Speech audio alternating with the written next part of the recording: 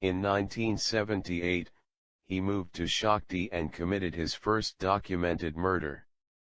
On December 22, 1978, he lured a 9-year-old girl to an old shed and attempted to rape her. When the girl struggled, Chikatilo stabbed her to death.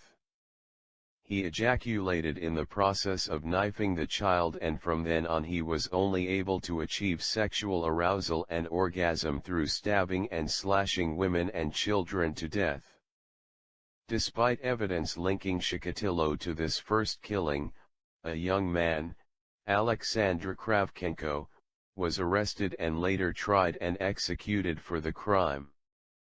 3 years would pass before Chikatilo killed again in 1982, but in that year he killed 7 times. He established a pattern of approaching runaways and young vagrants at bus or railway stations and enticing them to leave. A quick trip into a nearby forest was the scene for the victim's death. In 1983, he did not kill until June, but then he murdered 4 victims before September. The victims were all women and children. In the case of adult females, they were often prostitutes or homeless tramps who could be lured away with promises of alcohol or money.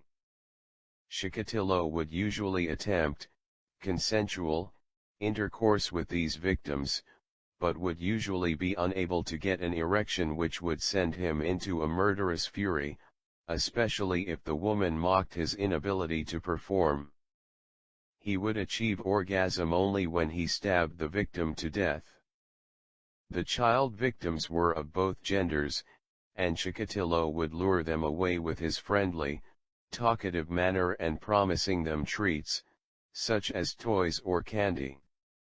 The elusive shelter belt killer, so called for the frequency with which his victims were discarded in the woods along railway lines, struck a new frenetic pace in 1984, with 15 victims slaughtered between January and September. While the murder spree was in progress, on February 22, 1984, Chikatilo was charged with stealing a roll of linoleum from his workplace. 7 months later, with that case still pending, he was arrested for licentious behavior in public, after policemen watched him accosting women at the Rostov bus station.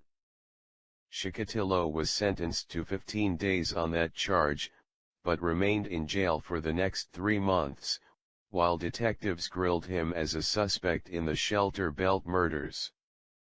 Cleared of suspicion when his blood type, A, inexplicably failed to match that of semen found on the bodies, Chikatilo was finally convicted of the linoleum theft in December 1984. He was sentenced to a year in jail, but a sympathetic judge gave him credit for time served since his September arrest, and Chikatilo was freed on the spot. Overpowering his victims, he would bind them with rope, then in an ecstatic frenzy savage them with knife, teeth, and bare hands, ripping open their bellies, chewing off their noses, gouging out their eyes, slicing off and eating their tongues, nipples, genitals, sometimes while they were still alive. He wallowed in their internal organs and would later confess to having a particular fondness for the taste and texture of the uterus.